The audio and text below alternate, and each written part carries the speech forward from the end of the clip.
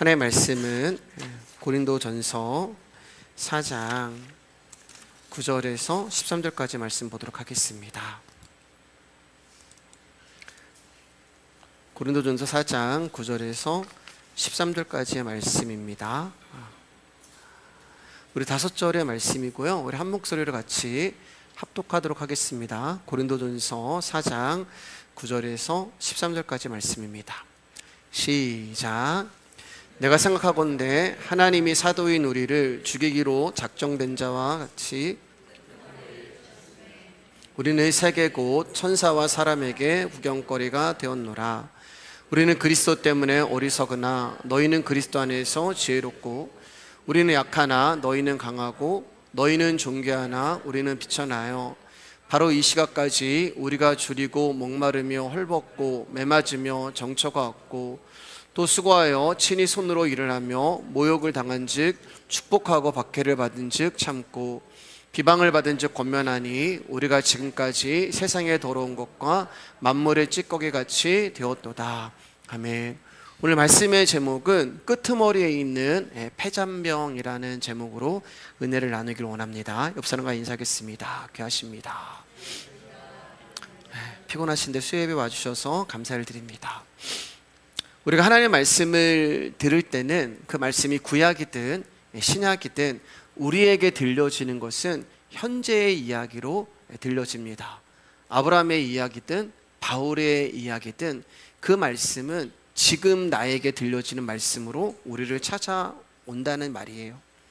왜냐하면 하나님은 살아계신 하나님이기 때문에 아브라함의 하나님, 이삭의 하나님, 야곱의 하나님은 어제의 하나님도 아니고 내일의 하나님도 아니라 지금 내 앞에 계신 하나님이 되는 것입니다.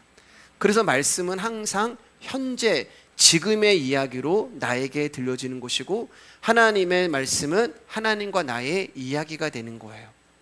그러므로 창세기가 옛날 옛적의 이야기가 아니고 계시록이 미래에 일어날 예언의 책이 아니라 지금 하나님과 나의 말씀이 되는 것입니다. 바울이 고린도전서 4장 6절 말씀에서 기록된 말씀 밖으로 넘어가지 말라고 우리에게 부탁을 하였습니다. 당시 성경은 구약밖에 없었기 때문에 바울이 말하고 있는 기록된 말씀은 출애굽기의 유월절 어린 양 사건을 인용한 것이었습니다. 죽음의 사자가 찾아올 때 어린 양의 피가 발라진 집 밖으로 나가지 말라는 하나님의 경고의 말씀이었어요. 바울은 분명 구약의 말씀을 증거하고 있는데 그 구약의 말씀이 우리에게 찾아올 때는 우리를 덮고 있는 예수 그리스도의 보혈의 이야기로 들리고 있는 것입니다. 그러니까 바울은 지금 유월절 어린 양의 피가 발라진 문 밖으로 나가지 말아라 라고 그렇게 증거하고 있는데 이 말씀이 우리를 찾아오실 때는 예수 그리스도 안에서 밖으로 나가지 않는 것이 구원이다라고 우리 가운데 설명을 하고 계시는 거예요. 말씀이 시작되는 곳을 창세전이라고 이야기하고 태초라고도 이야기하고 영원이라고도 이야기하는 것입니다. 다 같은 말이에요. 영원이라는 것은 모든 존재가 모든 존재의 근거가 하나님이심을 의미하는 거예요. 하나님만이 태초에 스스로 존재하는 분이셨습니다. 그러니까 이 우주에 하나님을 제외한 모든 것들은 그분이 다 창조하신 것들이 되는 거예요. 그러니까 말씀이라는 것은 시간과 공간을 앞서서 이 세상이 창조가 되기도 전에 이미 존재하고 있었다는 것입니다. 그것을 영원이라고 이야기하고 창세전이라고도 이야기하고 태초라고도 말씀을 하는 거예요. 영원을 사시는 하나님께 시간은 의미가 없어요. 그러니까 시간 역시 하나님이 창조하신 것입니다. 시간은 두 가지가 있어요. 하나는 하나님의 시간이 있고 다른 하나는 나의 시간이 있습니다. 나의 시간은 과거와 현재와 미래 이렇게 있지만은 엄밀히 말하면은 현재와 미래밖에 없습니다.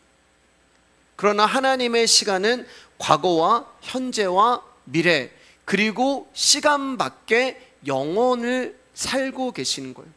우리에게는 현재와 미래밖에 없지만은 하나님은 과거와 현재와 미래와 그것을 뛰어넘는 영원이라는 시간을 하나님은 살고 계시는 거예요. 그래서 이 세상의 모든 역사, 과거부터 하나님은 미래까지 알고 계시고 그 미래에 바뀐 영혼을 하나님은 알고 계시는 분이에요. 그러니까 하나님의 시간은 우리의 시간 밖에 있단 말이에요. 세상의 다른 종교는 다 과거를 이야기합니다. 그래서 과거에 내가 어떠한 삶을 살았는지, 착한 삶을 살고 좋은 일을 많이 하면 신으로부터 구원을 받고 복을 받는다고 말을 해요. 그래서 그들은 과거에 내가 쌓여서 오늘의 내가 되었다라고 이야기를 해요. 그래서 수행을 하기도 하고 또 어떤 도를 닦기도 합니다. 그러나 기독교는 그렇지 않아요. 기독교는 저와 여러분의 과거가 어떠하든지 우리의 삶이 어떠하든지 그것과 상관없이 저와 여러분의 미래는 이미 확증되어 있는 것입니다. 아멘이신가요? 예. 저와 여러분들이 이미 구원받은 하나님의 백성이란 말이에요. 그러니까 우리가 과거에 어떤 삶을 살았던지 우리가 과거에 어떤 모습이었던지 간에 상관없이 기독교는 이미 확증된 미래를 가지고 있는 종교란 말이에요. 지금의 나는 과거가 쌓인 모습이 아니라 구원이라는 것이 확증된 미래에서부터 우리에게 주어졌다는 것입니다. 그래서 세상의 다른 종교는 과거로부터 입혀지고 덮여지고 쌓여서 그것을 통하여서 구원을 이룬다고 말하지만 기독교는 오히려 내가 입고 있던 나라는 존재의 옷을 벗겨내시는 거예요. 성경을 보면 계속 옷을 벗기시는 얘기가 나오잖아요. 다윗의 옷을 벗기시고, 야곱의 하체를 벗기시고, 요셉의 겉옷을 벗기시고, 그렇게 하나님이 우리의 옷을 벗기시는 이유가 뭐라고 말씀드렸어요? 그리스도가 십자가에 달려 돌아갔을 때 그리스도가 겉옷과 속옷을 다 버리시잖아요. 알몸으로 달리신단 말입니다. 그렇게 우리를 벗기신 후에 당신이 벗어놓으신 겉옷과 속옷을 우리 가운데 입혀주시는 종교가 기독교가 되는 거예요. 그 영원이라는 미래에서 창세전 언약을 이루시게 하여 우리를 찾아오신 분이 예수 그리스도가 되는 것입니다. 그리고 그 예수 그리스도를 말씀이라고 이야기하는 거예요. 그래서 요한복음 1장 1절 말씀 가운데 태초에 말씀이 계셨는데 이 말씀이 하나님과 함께 하셨다. 그러니까 예수님이 하나님과 함께 하셨다는 말이에요. 그 창세기를 보면 하나님이 이르시되 빛이 있으라. 그 이르시되가 말씀이란 말입니다. 다시 말해 창세전에 하나님이 우리를 구원하셨는데 그 창세전은 과거가 아니란 말이에요, 여러분. 창세전 하니까 아주 옛날에 창세기가 쓰이기도 전에 이 세상이 만들어지기도 전에 그게 창세전이 아니에요. 창세전은 과거가 아니란 말입니다. 창세전은 우리의 미래에서 우리를 찾아오시는 분이에요. 잘 생각해 보세요, 여러분. 2000년 전에 분명히 과거잖아요. 2000년 전에 예수 그리스도가 이 세상에 오셨지만 그분은 미래에서 우리를 찾아오시는 분이란 말입니다. 이게 기록된 말씀이신 예수님 안에 있을 때 이루어지는 신비가 되는 거예요. 우리의 구원은 이미 정해져 있지만 그 구원이 우리의 미래에서 이미 결정된 거예요. 과거에도 결정됐고 미래에도 결정이 됐단 말이에요. 그래서 이 신비한 하나님의 말씀은 귀가 열린 자에게만 진리가 된다고 제가 갈라디아서 강해를 하면서 말씀을 드린 것입니다. 그리고 그 귀는 주님이 열어주셔야만 들리는 거예요. 그래서 말씀은 그분이 내 귀를 듣게 해주셔야지만 들려지는 것입니다. 그러니까 우리가 한글로 된 성경을 아무리 열심히 읽는다고 하더라도 말씀의 세계는 아무에게나 열려지지 않는단 말이에요. 오직 말씀이신 그리스도 안에 있는 자들, 그분과 관계를 가진 자들, 다시 말하면 그분이 눈과 귀를 열어주시는 자들에게만 이 말씀이 생명이 되고 진리가 되는 것이고, 그리고 이 말씀과 관계를 가진 자들, 말씀에 의해서 찾아진 자들은 반드시 그 말씀에 의해서 어떤 일이 일어나요? 해체가 되는 작업이 일어나요. 그래서 히브리서 4장 12절 13절 말씀 가운데 하나님의 말씀을 좌우의 날성검이라고 이야기하면서 우리의 혼과 육과 영감의 관절과 골수를 찔러 쪼갠다. 우리의 전 인격과 인체를 하나님이 해체시킨단 말이에요. 뭘로요? 말씀으로요. 그러니까 복음을 아는 사람들은, 말씀을 듣는 사람들은 그 말씀이 나를 찾아오셔서 나를 산산조각내며 갈갈이 찢어놓는 그 해체되는 과정을 반드시 겪게 된단 말입니다. 그리고 하나님은 거기에 다시 당신의 말씀으로 우리를 채워가게 되는 거예요. 예수님이 3일 만에 부활하셨는데 부활한 모습을 본 제자들이 전부 고기 잡으러 고향으로 돌아갔어요. 이상하잖아요, 여러분. 그들은 3년 동안 예수님을 따라다녔습니다. 그리고 예수님이 부활하신다고 말씀하셨음에도 불구하고 십자가에 죽으신 예수님이 자기의 눈에 똑똑히 부활하신 모습을 봤음에도 불구하고 그들은 고향에 가서 고기 잡으러 삶을 살러 돌아갔어요. 이게 무슨 말이냐? 믿음이 없었다는 거예요. 3년 동안 예수님을 따라다녔지만 그들에게는 믿음이 없었습니다. 다시 말해서 부활하신 예수님과 아무런 관계가 없었다는 거예요. 그래서 부활하신 예수님을 눈으로 보았음에도 불구하고 먹고 살기 위해서 고향으로 간 것입니다. 왜냐하면 그들에게 중요한 것은 예수님의 생명이 아니라 자신의 생존이었기 때문에 그래요. 한마디로 예수님이 부활하신 것이 나와 무슨 상관이 있냐, 이게 바로 제자들의 현실이란 말입니다. 그런 제자들에게 예수님이 다시 찾아가시는데 이번에는 당신의 영으로 찾아가시죠. 마가의 다락방에 성령이 임하시고 그들에게 믿음이라는 선물이 주어지게 되자 그들이 변하게 되는데 자신들의 생존이 아닌 이제 예수 그리스도의 생명에 관심을 갖게 되는 것입니다. 그리고 알게 되는 거예요. 예수님이 우리에게 진짜 주시려고 했던 것은 영원한 생명이었구나. 예수님의 부활에 우리가 참여됨으로 우리가 그 영혼을 살게 되었구나.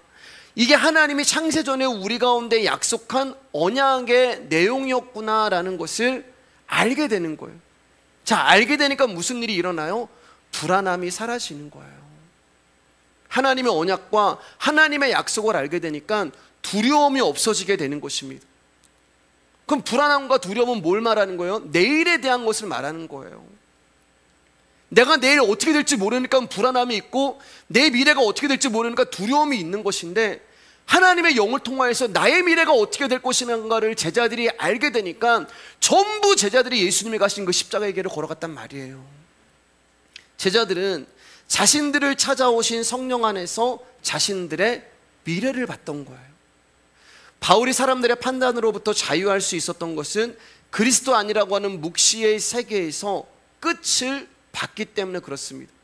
다시 말해 바울은 나의 끝이 어떻게 끝날 것인가를 알고 있었어요. 그가 3층 전 하나님의 세 번째 하나님 나라를 갔다 왔다고 이야기를 하잖아요. 천국을 보고 온 사람입니다, 바울은. 그래서 제가 지난 시간에 끝을 아는 사람에게는 무서운 게 없다고 말씀을 드린 거예요. 나의 끝은 하나님 나라에서 나를 사랑하시고 용서하신 하나님과 영원을 살게 되는구나 라는 나의 미래와 끝을 알게 되자 거기서 불안함이 사라지고 거기서 두려움이 사라지고 거기서 자유함이 나오게 되고 사람의 판단을 작은 일로 여기고 오직 예수 그리스도라고 하는 소망, 나라를 소망하고 기대하고 그렇게 인생이라는 삶을 하나님 나라를 위하여서 한 걸음씩 한 걸음씩 걸어가게 된단 말이에요. 이게 성도의 삶이고 성도가 받은 비밀이 되는 것입니다. 그리고 이 비밀을 아는 성도만 이 세상이 하나님의 시간 속에 갇혀 있다는 것을 보게 되는 거예요. 그리고 그 이야기를 바울은 고린도 교회 가운데 하고 있는 것입니다. 고린도 교회야, 너희는 확정된 미래에서 오는 현재를 살아가고 있는데 왜 아직도 너희는 과거라는 현재에 머물러 있니? 이게 지금 고린도 교회를 향해서 바울이 계속해서 이야기하고 있는 것입니다. 하나님으로부터 받은 것이 있단 말이에요. 하나님으로부터 영생이라고 하는, 구원이라고 하는 그 축복과 선물을 받았단 말입니다. 구원을 받았기 때문에 지금 나의 삶은 구원받은 삶이 되어야 한단 말이에요.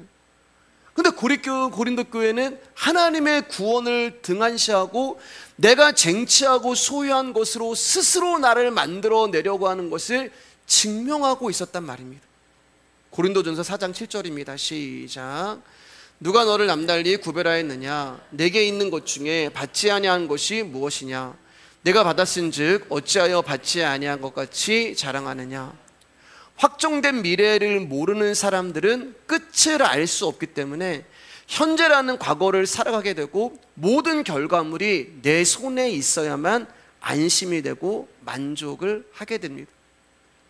그런 사람은 모든 것이 자기로부터 시작하고 자기로 끝이 나는 인생이 되는 거예요. 그래서 바울이 이야기를 너희들은 하나님으로부터 다 받아놓고서 어찌하여 받지 아니한 것처럼 자랑하느냐 이렇게 이야기하는 거예요. 고린도 교회는 받았단 말이에요.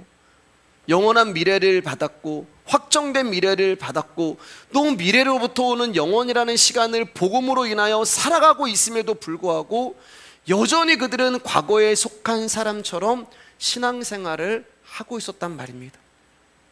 그러니까 지금 바울은 미래의 현실 하나님 나라를 담고 오신 예수님을 자랑하고 있는데 고린도 교인들은 과거의 현실을 살아가고 있으니까 자꾸 사람이 나오기 시작하는 거예요. 하나님 나라를 보면은 예수 그리스도가 보이는데 나라는 나라를 보니까 자꾸 사람이 보이는 거예요. 그래서 내가 추종하는 사도들이 나오는 거고 내가 가진 것으로 다른 사람을 평가하게 되는 것이고 판단하게 되는 것입니다. 오늘날로 말하면 이런 거예요, 여러분. 예수님, 십자가, 은혜, 천국, 영생, 구원 다 좋다. 그런데 우리는 지금 땅이라는 현실을 살아가고 있는데 솔직히 예수님의 십자가가 이 현실의 문제를 해결해 주는 것은 아니지 않느냐, 그 이야기를 하고 있는 거예요. 복음이 필요하다는 것도 알고 있고 예수 그리스도의 십자가가 무엇을 의미하는지도 알고 있지만 인생을 살아가면서 겪는 여러 가지 문제들, 또 사회의 이슈들, 사랑과의 문제들, 삶의 문제들, 고민들 등등등등등, 우리가 인생을 살아가면서 부딪히는 모든 문제들, 이런 현실이 첩첩산중인데 이런 거에 대한 말씀도 필요하지 않냐. 지금 이 사회가 이렇게 돌아가는데 우리가 어떻게 살아가야 될지 이런 것도 좀 말씀해 줘야 되지 않냐. 지금 현실은 이런데 이 현실에서 내가 무엇을 선택해야 하고 어떻게 하면 더 좋은 길로 갈지 이런 거에 대해서 말씀해 줘야 되지 않냐. 지금 그 이야기를 하고 있는 거예요, 여러분. 이런 부분도 좀 배려해 주고 챙겨주고 안내해 주면 좋겠는데 맨날 십자가에 예수님 타령만 하니 마음이 어렵고 은혜가 안 된다는 것입니다. 솔직히 죽으면 가는 하나님 나라가 지금 내가 살아가는 이 현실의 문제와 무슨 상관이 있냐는 것입니다. 지금 이 모습이 하나님으로부터 확증된 미래, 즉 구원이라고 하는 영생을 받아놓고서 불평하고 있는, 어찌하여 받지 아니한 것 같이 고린도 교회의 모습이고 복음을 듣고 있는 우리 안에 부딪히고 있는 의구심과 의문이 되는 거예요. 저도 이런 부분에 대해서 굉장히 많이 이제 질문을 듣고 또 애써 변명이라고 하면서 하나님 말씀을 가지고 설명도 해보고, 근데 바울이 뭐라고 이제 답을 하냐면 이렇게 답을 해요. 우리 고린도전서 2장 2절입니다. 크게 한번 읽을게요. 시작. 내가 너희 중에서 예수 그리스도와 그가 십자가에 못 박히신 것 외에는 아무것도 알지 아니하기로 작정하였음이라. 바울은 지금 자신들이 살아가는 세상이라는 현실의 세계를 이해해주고 배려해주고 챙겨달라고 하는 사람들에게 이렇게 대답을 하는 거예요. 나는 예수 그리스도와 그가 십자가에 못 박히신 것 외에는 아무것도 알지 아니하기로 작정하였다. 이게 바울의 대답이 되는 것입니다. 바울이 왜 이렇게 이야기할까요, 여러분? 좀 성도들에게 좀 해줘도 되잖아요. 고린도 교회들 가운데 뭔가 좀 이렇게 그들의 가려운 것을 긁어줘도 되잖아요. 근데 바울이 왜 이렇게 단호하게 이야기를 하냐면, 여러분, 십자가가 바울에게는 현실이었기 때문에 그렇습니다. 십자가가 바울에게는 전부였기 때문에 그래요. 자신의 미래의 끝을 본 바울에게 복음이라는 말씀에 타협이 있을 수 없고 십자가의 예수 그리스도 외에는 다른 것들을 증거할 수가 없었던 것입니다. 누가복음을 보면은 거지 나사로와 부자 이야기가 나오잖아요. 거지 나사로는 죽어서 하나님 품에 안기고 부자는 지옥에 갔어요. 근데 여러분, 거지 나사로가 이 땅에 한 게 뭐가 있어요? 그가 성경을 공부했습니까? 아니면 전도를 했습니까? 그것도 아니면 교회를 개척하고 선교를 했습니까? 아마 거지 나사로는 배가 고파서 밥 먹을 때도 식기도 하지도 않았을 거예요. 우스갯소리지만 제가 밥 먹을 때 너무 배가 고프면은 가끔 이제 식기도를 잊어버릴 때가 있단 말이에요. 말씀드렸죠. 그러다 이제 막 밥을 먹다가 생각이 나요. 아, 기도 안 했구나. 그럼 어떻게 하라고 여러분? 식중 기도를 드리면 되는 거예요. 근데 밥을 먹을 때까지도 몰라요? 그럼 어떻게 하라고요? 아, 기도 안 했구나. 식후 기도를 드리시면 돼요. 여러분, 제가 이렇게 말씀을 드리는 이유는 그런 것에서 좀 자유하라고 말씀을 드리는 것입니다. 나사로가 한 것은 뭐예요? 부잣집 문 앞에서 구걸한 것밖에 없습니다. 그는 개가 와서 자신의 헌대를 핥아도 그 개를 쫓아낼 힘도 없는, 자기 몸 하나 간수하기도 어려운 존재였단 말이에요. 즉 아무것도 할 수 없는 존재란 말입니다. 그런 나사로가 어떻게 아브라함의 품에 안긴 거예요? 은혜란 말이에요. 그래서 은혜란 말입니다. 즉 나사로는 어떻게 우리가 하나님의 은혜로 구원을 얻는지를 보여주는 역할을 하려고 이 세상에 던져진 인물이 되는 거예요. 여러분, 나사로의 이름의 뜻은 하나님의 도우심이라는 뜻을 가지고 있습니다. 예수님이 천국에 간 사람의 실명을 공개하는 게 딱 여기 나오거든요. 나사로. 그럼 천국은 어떻게 간다고요? 하나님이 도와주셔야지만 간다는 뜻이 되는 거예요. 오직 하나님의 도우심으로 저와 여러분들이 구원을 얻고 하나님의 백성이 되고 자녀가 된다는 것을 알려주시는 것입니다. 근데 그 나사로의 모습이 어떤 모습이에요? 세상 인간들이 가장 싫어하는 거지의 삶, 누군가의 도움이 없으면 살아갈 수 없는 사람, 세상 인간들이 가장 싫어하고 외면하고 싶은 비루한 인생을 살다 간 사람, 그 나사로가 저와 여러분이라는 거예요.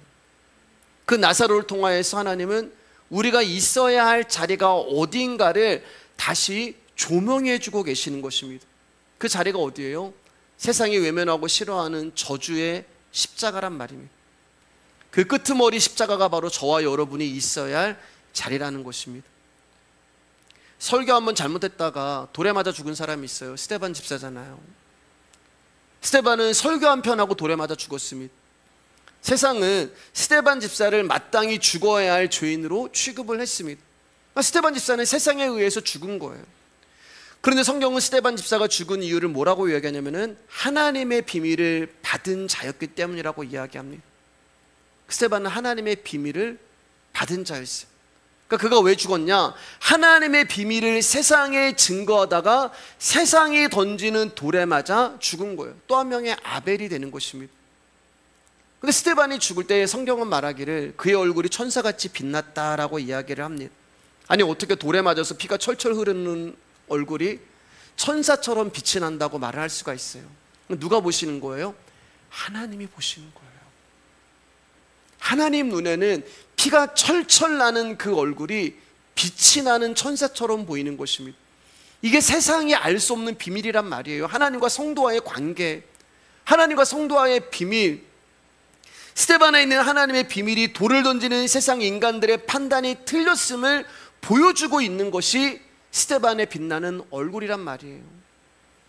그 스데반의 얼굴을 보고 바울이 뭐가 있구나, 그것을 깨닫게 되는 것입니다. 여러분, 하나님의 비밀을 맡은 자들은 이 세상에서 더 큰 힘을 가져서 이 세상을 이기고 이 세상을 정복하고 더 높은 고지에 올라가서 하나님의 영광을 나타내는 것이 아니라, 우리가 하나님 예수님 믿으니까 우리가 좀 높은 곳에 올라가가지고 선한 영향력을 행사하고 이게 하나님의 영광이 되는 거야. 내가 정말 이 땅에서 부자 되고, 부자 안 되란 말합니다. 부자 됐어요, 여러분. 내 이름을 좀 내야지만 어떻게 하나님 저를 둬서 제가 뭘 간증하고 여러분 그런 거 해야지만 하나님의 영광이 드러나는 것이 아니라요. 거지 나사로와 스데반 집사처럼 힘없이 이름 없이 빛도 없이, 그러나 하나님이 도와주시는 그 인생이 바로 하나님의 영광을 나타내는 존재란 말입니다. 그러한 저와 여러분들을 그분이 찾아오셔서 건져내심으로 그 모습을 통하여서 이 세상의 실체가 하나님의 심판 아래에 있음을 보여주고 드러나게 하시는 거예요. 이렇게 하나님 편에 선 사람들은 마치 하나님이 버려두신 것처럼 세상에서 외면당하고 쓰레기 취급을 당하면서 폐잔병처럼 끄트머리에 끌려가게 되는 거예요. 근데 그 자리가 하나님의 은혜가 충만한 자리임을, 하나님의 비밀을 맡은 자들임을 우리 가운데 알려주고 계시는 것입니다. 여러분, 교회는 복음이신 예수님만을 가르치고 증거하고 나누는 곳이 교회입니다. 그러므로 사람의 이름이 아닌 예수의 이름으로 모이는 것이 교회예요. 마음이 맞는 사람들끼리 모여가지고 서로 즐겁게 먹고 마시고 놀고 위로하고 축복하고 축복해주는 그런 곳이 교회가 아니란 말이에요. 하나님은 사람을 위한 교회를 만드시려고 당신의 아들을 십자가에서 폐잔병으로 죽이신 게 아니란 말입니다. 고린도전서 4장 8절입니다. 시작. 너희가 이미 배부르며 이미 풍성하며 우리 없이도 왕이 되었도다. 우리가 너희와 함께 왕노릇하기 위하여 참으로 너희가 왕이 되기를 원하노라. 고린도 교회는 하늘로부터 받은 것이 있음에도 불구하고 그것으로 만족하지 못하고 감사하지 못했어요. 고린도 교회는 예수님을 믿으면서 세상과 동일하게 우리도 역시 왕같은 부요와 권력과 풍요와 만족을 누리는 존재가 되기를 원했던 것입니다. 자, 그런 마음으로 이들이 하나님을 찾을 때 어떤 마음으로 하나님을 예배했겠어요? 고린도 교회들이 하나님을 찾을 때 이러한 마음으로 하나님을 예배할 때 그들의 마음에는 어떤 의도가 있었겠어요? 하나님, 나를 이 땅에서 왕과 같은 부요와 풍요와 권력을 누리게 해주세요. 그렇게 해주시는 하나님을 기대하고 그런 하나님을 불렀단 말입니다. 자, 그렇게 하나님을 찾는 고린도 교인들의 눈에는 사도들이 특별하게 보였던 거예요. 야, 하나님은 그런 분이시잖아. 우리를 왕과 같은, 우리를 부요, 권력, 권세를 누리게 하는 하나님이잖아. 야, 그럼 사도들은 얼마나 대단하겠냐? 그러니까 사도들이 굉장히 특별하게 생각을 했어요. 마치 사도를 하나님의 종림으로 생각을 해서 하나님과 자신들과의 어떤 대리자, 중개자로 사도들을 생각을 했던 것입니다. 그래서 바울이 고린도 교회 가운데 너희들이 지금 나를 그렇게 생각하는데 사도라는 삶이 얼마나 초라하고 비참한 삶인가를 아니? 라면서 들려주는 거예요. 9절입니다. 시작. 내가 생각하건대 하나님이 사도인 우리를 죽이기로 작정된 자 같이 끄트머리에 두셨음에 우리는 세계고 천사와 사람에게 구경거리가 되었노라. 9절을 한마디로 말씀드리면 사도의 삶이 너무 힘들어서 죽을 것 같다, 이 얘기를 하는 거예요. 여기 죽이기로 작정된 자 같이 끄트머리에 두셨다라고 하는 이 말은 개선행진을 하는 승정국의 왕 맨 뒤에서 질질 끌려가는 적군의 포로를 이야기하는 것입니다. 그러니까 포로가 끌려가니까 사람들의 구경거리가 되는 거잖아요. 침뱉음을 당하고 조롱을 당하고 돌을 던지고 수모를 당하고 죽음을 당하게 되는 것입니다. 이 모습이 지금 세상 속에서 포로의 현실을 살아가고 있는 바울의 모습이라는 거예요. 그러니까 지금 바울은 고린도 교회 가운데 너희들이 생각하는 사도는 위대하기 때문에 하나님이 그를 높이실 거라고 생각하지만 사도는 죽어 마땅한 폐잔병과 같은 모습이다, 그 이야기를 하고 있는 거예요. 그러니까 바울은 하나님이 특별히 사랑하는 사람은 하나님이 그를 높은 자리에 앉혀주실 것이고 많은 사람들보다 뛰어나게 하실 것이며 또 사람들의 존경도 한 몸에 받게 하실 거라고 생각하고 있는 고린도 교회를 향해서 복음만을 위해서 살아가는 사도들이 어떤 모습인지 아니? 세상에서 만물의 찌꺼기와 같은 모습으로 살아가고 있는 것이 현실이다라고 이야기해 주는 거예요. 그런데 여러분, 이 삶은 바울과 같은 사도만의 이야기가 아니라 예수를 믿고 구원을 받고 믿음의 길을 걸어가는 저와 여러분의 이야기도 되는 거예요. 바울은 그리스도의 복음만을 전했던 사람입니다. 바울은 그리스도만을 위해서 살았던 사람이에요. 그러면 우리가 기대하는 하나님은 야, 너 나 위해서 살았으니까, 너 나 위해서 네 인생을 드렸으니까 내가 너 잘되게 해줄게. 그러니까 신앙생활 잘하면 하나님이 도우시고 복 주신다. 우리는 그렇게 생각을 한단 말이에요. 그런데 하나님은 그렇게 하지 않으신단 말입니다. 하나님은 바울을 자신의 모든 것을 들여서 당신을 섬기기로 작정한 바울의 삶을 폐잔병으로 만들어서 세상의 끄트머리에 두고 그를 죽이기로 작정하셨단 말입니다. 그럼 바울이 왜 이렇게 이야기를 하는 것일까? 여러분, 그곳에 예수 그리스도가 계셨기 때문에 그래요. 9절 말씀 가운데 죽이기로 작정된 자, 이 뜻은 무슨 뜻이냐면은 이미 죽기로 예정되어 있는 자를 말하는 거예요. 즉 십자가에서 이미 죽기로 작정이 되어 있는 예수 그리스도를 말하는 것입니다. 이 십자가가 세상에서 가장 천하고 초라한 끄트머리 자리라는 거예요. 그러니까 사도가 증거하는 예수님이 그 삶을 살다 가셨는데 어떻게 사도인 내가 예수님보다 더 나은 삶을 살 수가 있겠니? 예수님이 지금 세상의 끄트머리에서 패잔병처럼 그렇게 십자가에 달려 세상의 조롱거리로 돌아가셨는데 하나님의 말씀을 증거하는 내가 어떻게 이 땅에서 부귀와 풍요와 명예와 권력을 누리면서 살아갈 수 있겠니? 그 이야기를 하고 있는 거예요. 근데 우리는, 예수님은 그러한 삶을 살다 가셨는데 우리는 예수님의 삶과 전혀 다른 삶을 하나님께 구하고 있단 말입니다. 마태복음 10장 24절입니다. 시작. 제자가 그 선생보다 또는 종이 그 상전보다 높지 못하나니, 예수님의 제자들을 이리와 같은 세상에 보내시면서 이렇게 말씀하신 거예요. 제자가 선생보다 더 나은 삶을 살 수가 없고 종이 상전보다 더 좋은 삶을 살 수가 없다는 것입니다. 즉 제자는 선생의 삶을 따라가고 종은 상전의 삶을 사랑한다는 뜻이에요.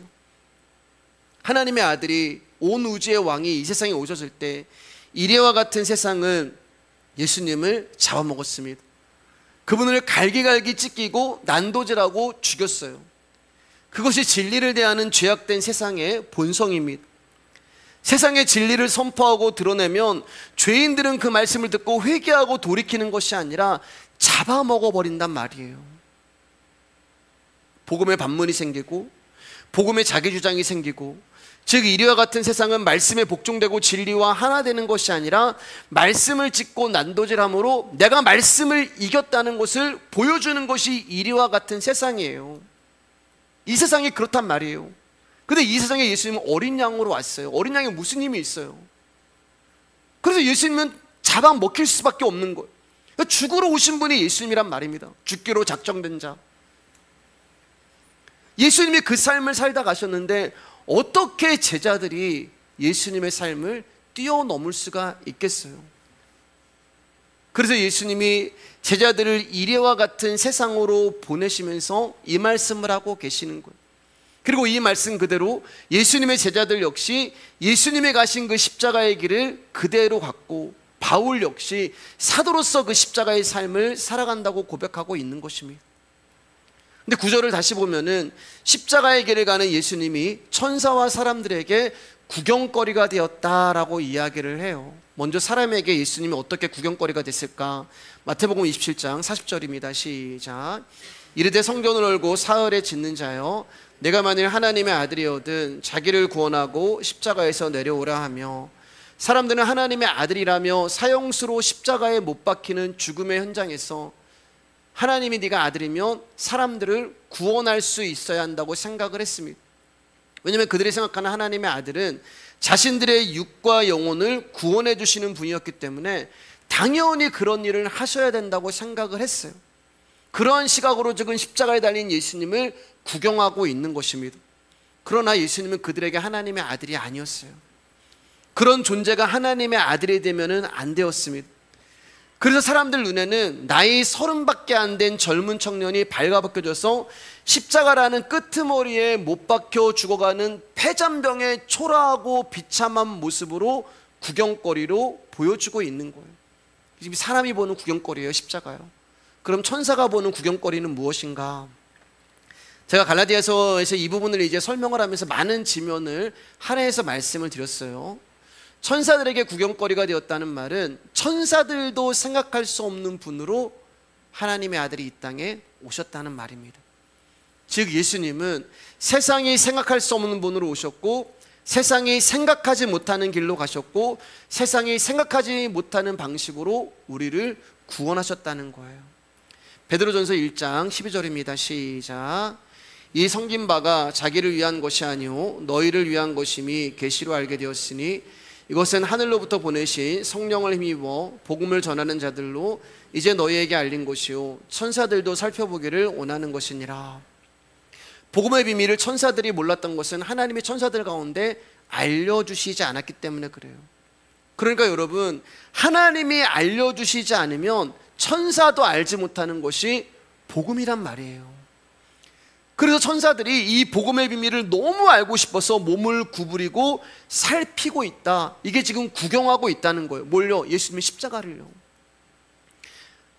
하나님이 인간의 몸을 입으시고 예수라는 이름으로 이 세상에 내려가시자 천사들이 난리가 났습니다. 도대체 무슨 일이야? 아니, 왜 하나님이 사람이 되신 거야? 천사들은 창세부터 시작해서 지금까지 하나님이 하시는 일이 이해가 안 되고 납득이 안 되고 알 수가 없었어요. 왜냐하면 하나님이 복음을 숨기시고 계시기 때문에 그렇습니다. 천사들은 하나님의 아들이 인간의 모습으로 이 땅에 내려가신 이유를 알지 못했고, 더 이해가 안 되는 것은 그 하나님의 아들이 짐승의 밥그릇에 태어나고 가난한 목수의 아들로 태어나신 것이 이해가 되지 않는 거예요. 이건 있을 수 없는 일이야.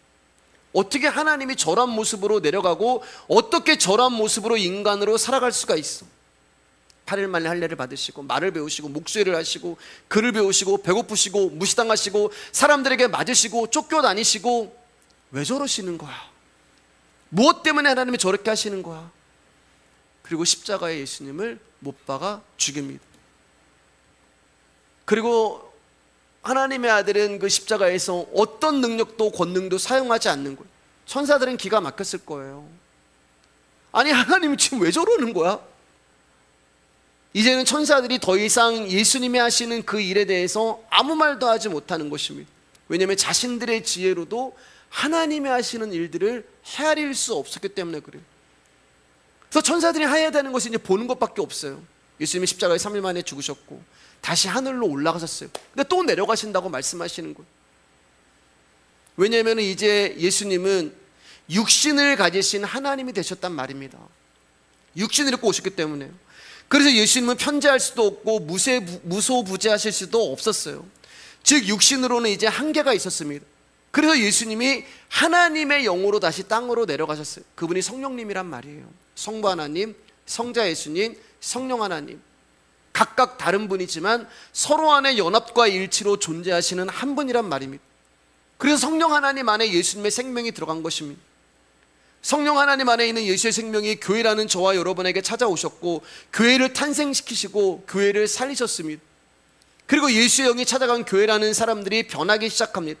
아둘람굴에 모여서 절대 하나님을 알 수 없을 것 같았던 저와 여러분들이, 죄인 중에 괴수였던 저와 여러분들이, 타락했던 저와 여러분들이 하나님을 예배하고 찬양하고 하나님을 알아보고 있는 일들이 일어나기 시작하는 것. 천사들이 놀라기 시작합니다. 왜냐하면 자기들이 얼마나 큰 죄인지 창세기부터 시작해서 지금까지 깨닫지 못하는 저들이 하나님께 돌아오는 일들이 일어나기 시작했기 때문에 그래요. 디모데전서 3장 16절입니다. 시작. 그도다 경건의 비밀이여 그렇지 않다느니 없도다. 그는 육신으로 나타난 바 되시고 영으로 의롭다 하심을 받으시고 천사들에게 보이시고 만국에서 전파되시고 세상에서 믿음 바 되시고 영광 가운데서 올려지셨느니라. 그제서야 천사들이 하늘의 경건의 비밀이 무엇인가를 알게 되는 거예요. 아, 하나님께서 하나님의 아들 예수 그리스도를 이 땅에 보내셔서 사람들을 교회로 만드시고 건져내시기 위하여서 역사를 그렇게 운행하시고 우주를 그렇게 경륜해 나가셨구나. 저 죄인 중에 괴수와 같은 저 인간들을 교회로 만들어내시기 위해 긍휼을 베푸셨고 오래 참으셨고 용서하셨고 기다려주셨구나. 저 사람을, 저를, 여러분을 하나님의 사람으로 만들어내시기 위해서 하나님이 친히 인간이 되셔서 십자가의 끄트머리에 사람들의 조롱거리와 구경거리가 되셨구나. 이 지혜를 알게 되는 것. 사랑의 하나님이시고 공의의 하나님이시잖아요. 하나님 우리를 심판하셔야 되는데 우리를 사랑하셔야 됩니다. 어떻게 이런 일이 일어날 수가 있어요? 그것은 예수님이 하나님이 인간의 몸을 입고 이 땅에 오셔서 십자가에 죽는 방법밖에 없었던 것입니다. 이것이 죽이기로 작정된 자 같이 끄트머리에 계신 예수 그리스도를 구경하고 있는 천사들의 시각이란 말입니다. 우리 10절 말씀입니다. 시작.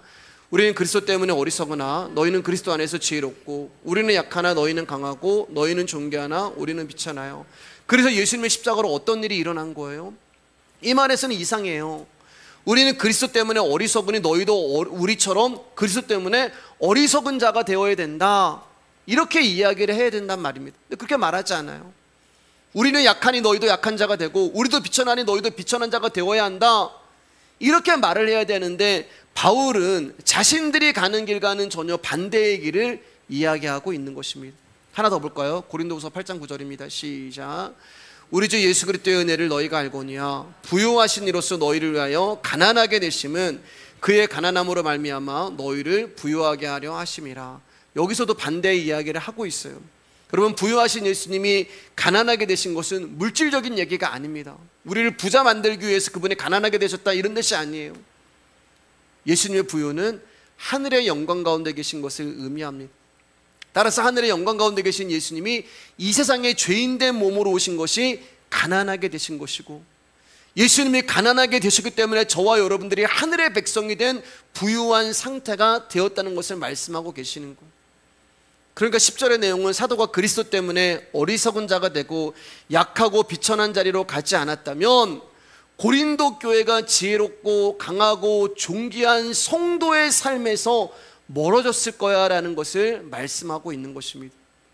그러므로 하나님이 사도를 부르시고 죽이기로 작정하신 자 같이 끄트머리에 두신 모든 일들은 교회를 위한 하나님의 섭리가 된다는 말이에요.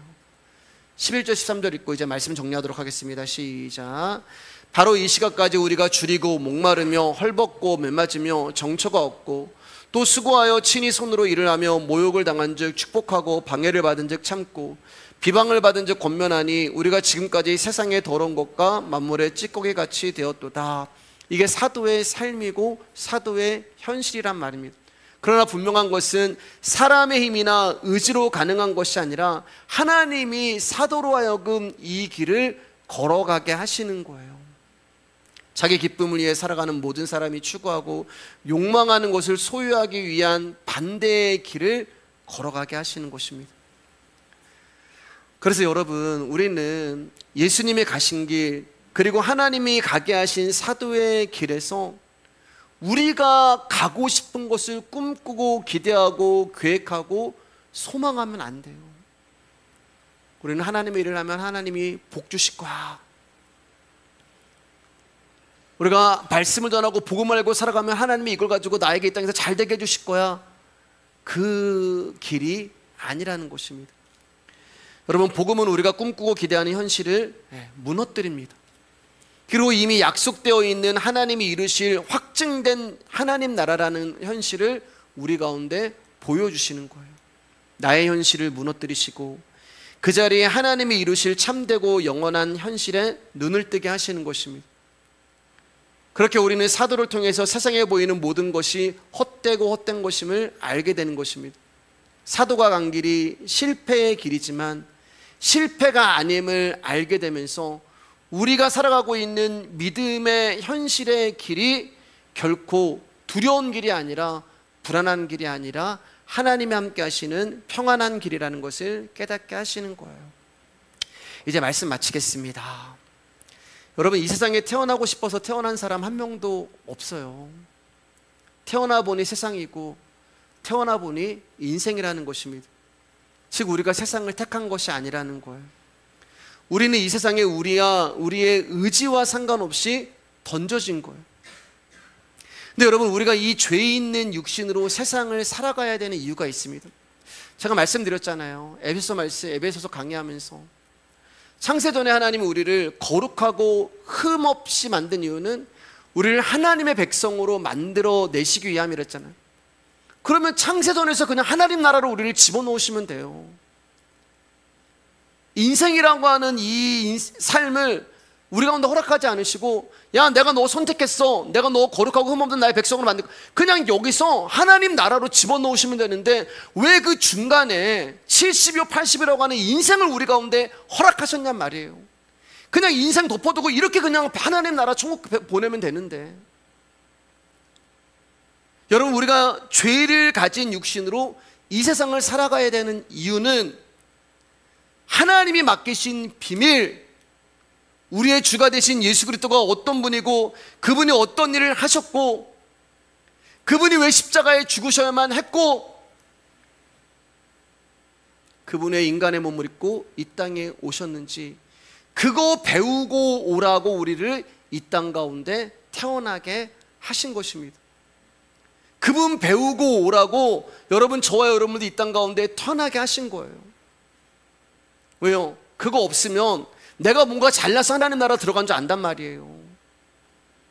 아, 내가 야곱인데, 내가 에서랑 비교해서 정말 은혜 받을 것이 아무것도 없는 그런 인생인데 하나님 나 같은 사람을 위해서 십자가에 죽었구나, 그거 알고 오라는 거예요.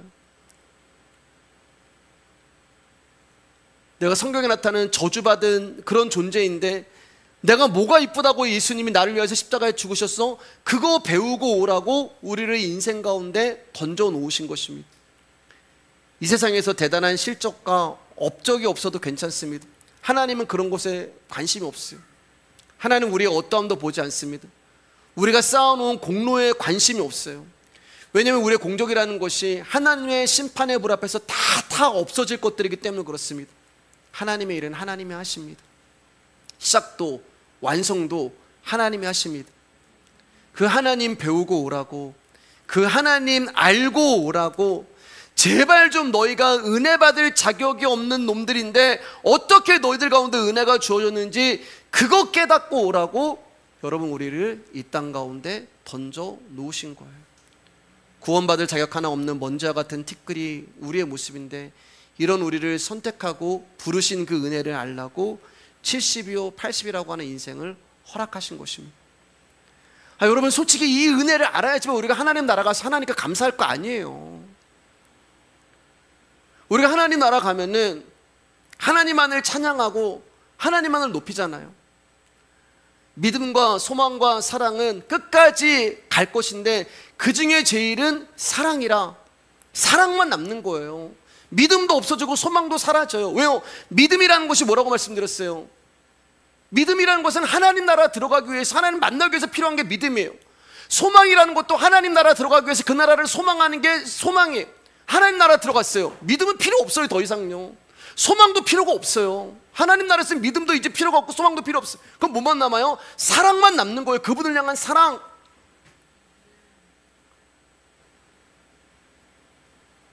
근데 그분을 향한 사랑이 어떻게, 그분이 나를 이렇게 사랑해 주셨구나, 그걸 알아야지만 내가 그분을 사랑할 거 아니에요. 여러분, 그 은혜 알고 오라고 저와 여러분들을 이 땅 가운데 던져 놓으신 것입니다. 이 땅에서 그 은혜, 하나님, 내가 구원받을 자격이 없는 나사로인데, 거짓 나사로인데, 내가 아무것도 한 곳이 없는데 하나님 나니까 구원받았네요. 하나님 감사합니다, 찬양합니다, 사랑합니다, 고맙습니다. 여러분, 우리 교회가 다른 교회랑 비교해서 많은 것들이 다르고 많은 것들이 부족한 거 압니다. 그러나 저와 여러분들을 말씀 위의 교회에 하나님이 심겨놓으신 이유가 분명히 있지 않겠습니까? 예수 그리스도로 오는 열매를 우리 가운데 맺게 해주시려고 저와 여러분들을 하나님이 만나게 해주신 것입니다. 이 찰나와 같은 인생 속에서 하나님의 전능하심으로 하나님의 비밀은 예수 그리스도의 복음만 잘 배우시고 잘 가시길 주님의 이름으로 축복합니다. 오늘 여기까지 하겠습니다.